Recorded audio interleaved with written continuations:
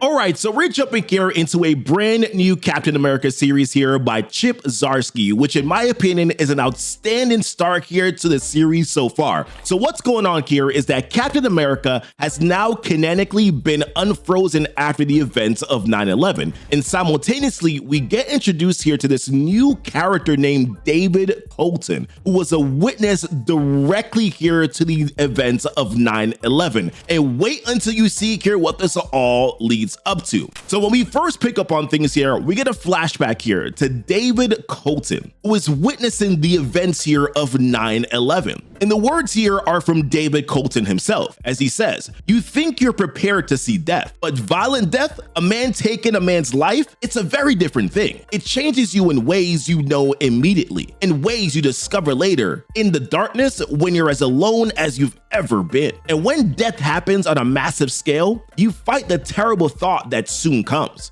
Are we worth saving? And if we are, am I willing to become the thing that I hate to save us? Am I willing to be a killer?" It's in that moment here where we shift scenes, because we go over here to Captain America, who's currently in a bar, a breakfast bar to be fair. And he hears a report coming in here on a police officer's radio that says, "Repeat, 10:10, shots fired. Suspected 10:33, subject on the move." And when Cap goes outside, he sees another police officer here tending to an injured victim who was just shot by the shooter. So Cap asks, he's like, "Yo, where's the shooter at?" To which she says, she's like, "My bike, he went down Madison, said that he was going to the UN building, was going to kill them." So Cap's like, "Okay, well, where's the UN building?" To which she tells him. So then in that moment here, she looks up and she's like, "Hold on, you're not police?" And Captain America here having a Superman moment, he pries open that trench coat. You see that Captain America side and he's like, "No, ma'am, I'm not." So he hops on a motorcycle here, a police motorcycle, by the way, and he begins to chase down the suspect. And when he gets there, he realizes, he's like, "Hold on, this is just a lone shooter or someone with a plan that's been uninterrupted." And the suspect here begins to start firing shots back at Captain America, but of course the man got the shield, right? So just bounces off of him. But Cap is also realizing, he's like, he's trained. He knows how to ride in fire, and he's onto me. Weaving, can't get a beat on him through the other vehicles. So I need to get above them, which is when Cap takes the motorcycle and he catapults himself here on top of a car. And what that does is that it gives him an opportunity here to be able to throw that shield and knock the suspect here off the bike. But then Cap realizes, he's like, "Oh shoot, he got a bomb." But you can also tell that Cap right now is still a little rusty, because remember, he just got unfrozen, so he botched the landing. And what that does is that it gives the suspect enough of an opportunity here to be able to put the shoes on and run away from Cap. But luckily here, there was some civilians that were here to help, because one picks up the shield and then gives it back to Cap. And I love this little dialogue here that Cap has with himself. He's like, "Bomb didn't go off, thank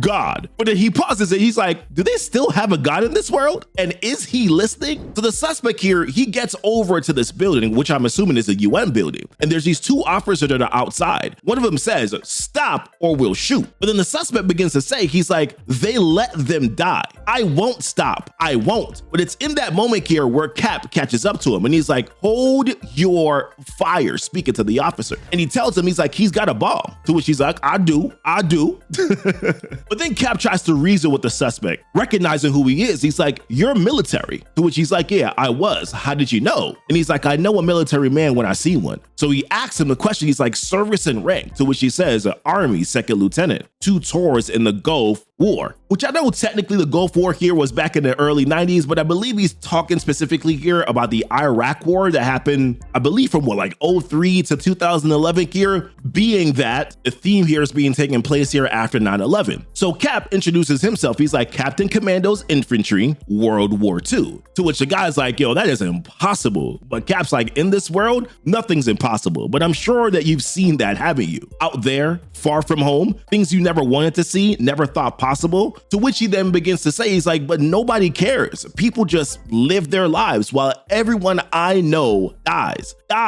for nothing." To which Cap once again continuing to reason with him. He's like, "Lieutenant, whatever you've gone through, whatever you're thinking you'll accomplish here, it's just not the way. Death brings more death. I can help you, but for now I'm asking, as your superior officer, stand down." So the suspect, he gains composure and he begins to say, he's like, "It's just like, I just my guys." But Cap was like, "I know, soldier, but at the same time, can we shut that thing down?" To which he responds, he's like, "I'm not sure I can." But it's in that moment here where we see this pulse of electricity that diffuses the bomb. And who was it from? None other than Iron Man.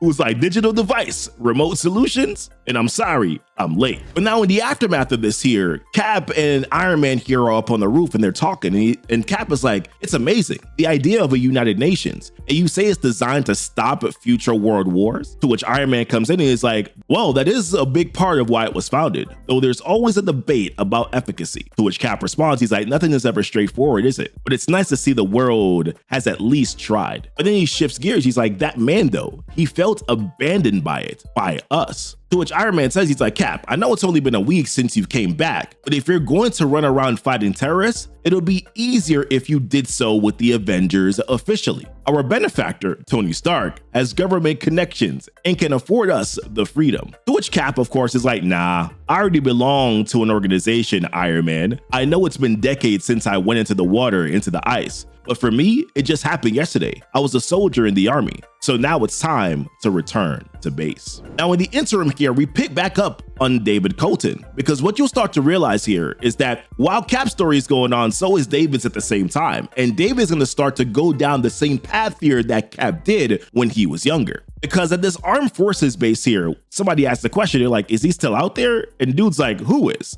And then we hear the narration coming back again from David Colton, who's like, the world was changing. We could no longer ignore what was happening across an ocean. Newsreels and newspapers brought the horror to life on our doorstep. And when the same man comes out and says, son, I told you it's time to go home, David responds back, he's like, I can't, sir. And he tells him, he's like, I won't leave until you let me join up, until you let me serve. But the man says, Mr. Colton, you have severe persistent asthma. Your vision is 20/60. And frankly, you look like a strong wind would snap you in two. I'm sorry, son. I really am. It's honorable that you'd want to serve your country, but you need to find other ways. But the way that David sees it is like the suffering, the inhumanity. If I wouldn't turn my back on a neighbor in need, how could I turn my back when other nations were in fire? So he says to the man, he's like, I understand, sir, but this is all I think about anymore, that the world has gone mad and good, sane men are the only cure. And while he's talking, you can see that there's a man that's seeing and watching this discussion, but that part we'll pick up on later. And when we pick back up on Cap, we see that they're running a bunch of tests on him right now, and they find him once again as a human specimen,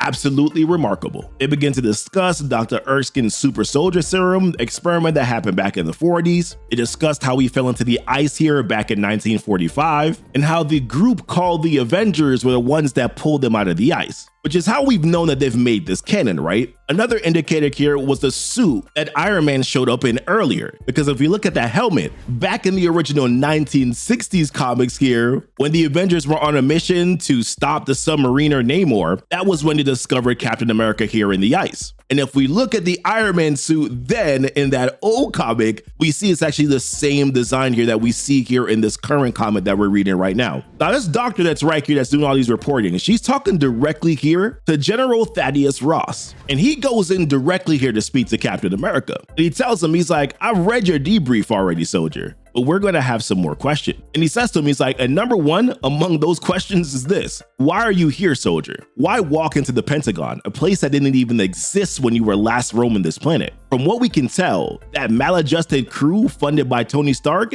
seems only too eager to have you. And he's like, it's a new world, the war is long over, and you could go anywhere you wish, so again, why come here? And then we get to see this montage here of the moment when Captain America lost his friend Bucky Barnes. And he says, it's like, it's been a hell of a week, sir. I've seen some amazing things, but you've read my debrief. I've lost everything. My partner, Bucky James Buchanan Barnes, I watched him die before I fell into the ocean. My parents were dead before I even enlisted. And any friends I had, they're all gone. The only thing that mattered to me that still exists, still does what I needed to do, that can make sense of all this world, is here with the men and women who serve. Which is when Ross says, he's like, I understand more than you know, Captain Steve Rodgers. Welcome back to the United States Armed Forces. When you're ready, soldier, I believe I have your first mission. Now, in this moment here again, we pick up back here on David Colton, and he's phoning home to his mom. And she's doing everything that she possibly can here to get David to come back home. She even says to him, she's like, the entire country is frothing at the mouth for revenge.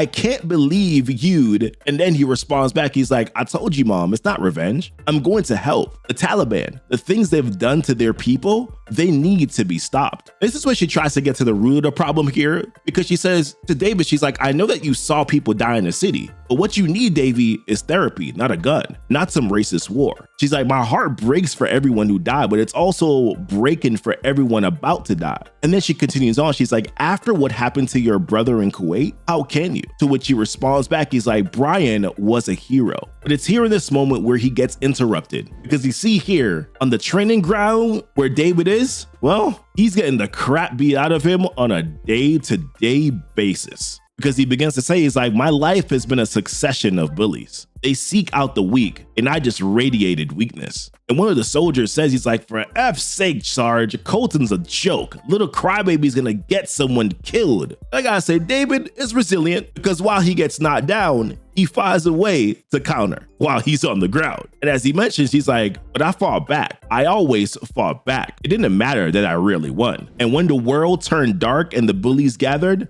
I did what I'd always done. I lifted my fists and prepared for the pain. So then we just switch over here to the Fantastic Four casually just fighting the deviant mutant Giganto. And as they are struggling, and I mean they are struggling, here comes in Captain America, just casually holding Mo Man, and is like, this gentleman is the source of your problems. To which Mo Man's like, humanity is the source of Mo Man's problems. But the reason why Captain America showed up here is because he wanted to have a conversation in the discussion here with Mr. Fantastic, which they do after this. And what Cap wants to know, he wants to know about Victor Von Doom, because he knows that Reed knows him quite well. He explains how they used to be in college together, how he was brilliant, how there was an accident, how his face was scarred, and then he dropped out, and how a few years later that he resurfaced back in his home country, Latveria. But Reed is like, you already know all this information, to which Cap is like, yeah, and obviously so do the people above me, including the president. Doom's an autocratic madman who's been illegally entering America and threatening its citizens after his coup in Latveria. He's destroyed the US embassy there and taken our diplomats prisoner before the majority had a chance to flee. So he tells him, he's like, we're putting together a covert strike force to go in and retrieve them before it's too late. To which Reed's like, okay, so are you asking for the Fantastic Four to join you? And Cap's like, nope, pump your brakes, sir. You can't. And he mentions it's like, it appears that America has a new atomic bomb, and it has you and your super powered friends. The world is watching, scared. The UN is voting on a resolution banning extra powered beings. So they're definitely letting us know that this is canon. And he continues on, he's like, for military operations on foreign soil. So then Reed asks him a question, he's like, so how are you able to then, Cap? So then Cap responds, he's like, my heavily documented wartime service has apparently created a goodwill exception for enhanced military. No country is willing to halt their super soldier programs, but giant men made of rock are an international no-go for now. So Reed's like, so if you don't need me and you don't need my family, he's like, what do you need then? To which Cap responds, he's like, I have the information, I got the facts and the details. What I really want to know is who is the man I'm going up against. Because 2 weeks ago, I was fighting Adolf Hitler. Now suddenly I'm in a brand new world and wondering, is this fate? Am I here to stop the next Hitler before he starts? To which Reed responds, he's like, Victor isn't Hitler. He's full of ego and hate, but that hate isn't for groups of people. It's for himself, for the mother and the father that he couldn't save. It's about control and punishment for anyone who gets in his way. And this moment right here was actually pretty funny, because there's a couple people that come up to Reed and is like, hey bro, you're him. Yeah, Mr. Fantastic, I gotta get a pic. But it's in this moment where Reed restructures his face and is like, nah, I'm just some guy. Later on, Cap gives him some kudos because he's like, yo, that was a nice trick in there. To which Reed explains, he's like, yeah, the four of us opted not to have secret identities. For Ben, it's impossible. Sue can just turn invisible, and Johnny loves the attention. And he says, I'm probably the shyest. So I call myself Mr. Fantastic. People expect something bigger than life with a name like that. So day to day, I can walk around and with a little self nip and tuck, I just disappear. But then Cap comes in here with the contrast. He's like, while Doom has decided to disappear into that armor, that mask. I understand what happens when you clad yourself in symbolism. You can't help but become it after a while, for better or worse. To which he goes back again and asks Reed, he's like, how do you stop him? To which Reed mentions, he's like, that ego is his undoing, but the armor, the mask, those boosted to the 10th degree. I've been working on a way to shut down the armor, but I haven't been able to test it as of yet. I could set you up with it, Captain. And of course, Cap's like, nah, it's Steve, just call me Steve. But of course, Reed, like many others, grew up idolizing Captain America. He even pulls out action figure here of Cap, to which you can see like Cap's like, hold on. Because the Mr. Fantastic, Cap is a living legend. The man who countered the stories of boogeymen from their childhoods. The brave man, the one who helps, the one who fights evil wherever it lives. But it's in this moment again here where we pan back over to David Colton, and he's sitting here reading a book at nighttime with a flashlight. But in this moment here, the sergeant comes on in and just grabs him up and then throws him outside and then starts to beat the crap out of him. As he says, he's like, you're a damn mistake, an embarrassment. They're right, you know. Your fellow recruits, you're gonna get them killed. You're a weak crybaby and you will be a deficit in the battlefield. To which he responds back again, David does, and it's like, I'm not crying and I'm not leaving. And everybody else on the inside is watching Sergeant absolutely snap on this dude. But ever the persistent, David is like, I am not leaving. I'm never leaving. Now, in the aftermath of this, listen, David is in bad shape, right? On his hospital bed, reading, by the way, a Captain America book, or at least the book that he was reading was a Captain America book, because it's right on his bedside. Somebody comes in as he tries to grab his inhaler and gets it for him and says to him, it must be tiring, being so damn feeble, your soul, your spirit wanting more, your body saying no, but you didn't stay down. It's not in you, is it? So what if I told you, Mr. David Colton, the weakest damn recruit I've ever witnessed, that I could cure that asthma? And it just dawned on me, is that the same damn sergeant that was just whooping his ass? Y'all let me know. But then one more time here, we go back over to Steve Rodgers, Captain America. And Thaddeus Ross is letting him know some information. He's like, sorry to call you in so soon, but our last spy in Latveria has gone dark. We have to pray that the Doomstat infiltration point he gave us still works. To which Cap is like, prayer goes a long way if the planning is solid. Do we know where the hostages are being held? To which Thaddeus lets him know, he's like, there are 3 points within the city that we've ID'd as possibilities. The only man who says he knows the location for sure is Marius Wolf, the head of the Latvian resistance. He's located in the Northeast District in a safe house and is willing to help. To which Cap's like, well, if he's still alive. And Thaddeus is like, well, if anyone's still alive. We haven't heard any demands for the hostages. There's been no communication with Doom since the embassy attack. To which Cap asks, he's like, how small is our entry team? And then the voice comes in and says, it ain't the size of your entry team, it's how you use them.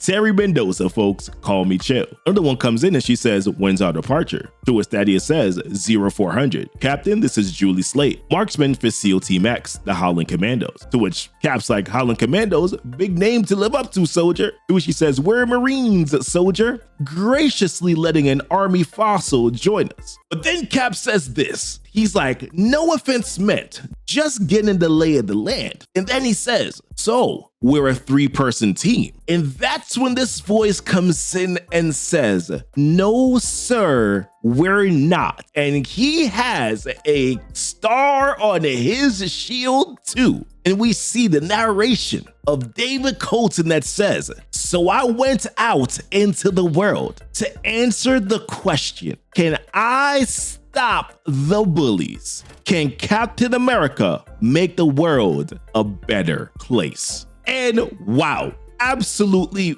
wow. Love the beginning here of the story. Love also the makeup here of this villain, because clearly this is gonna be evil Captain America, right? It's gonna happen. But for the meantime, let me know what y'all think about this here. We're gonna see what happens next here when these two go up against Doom.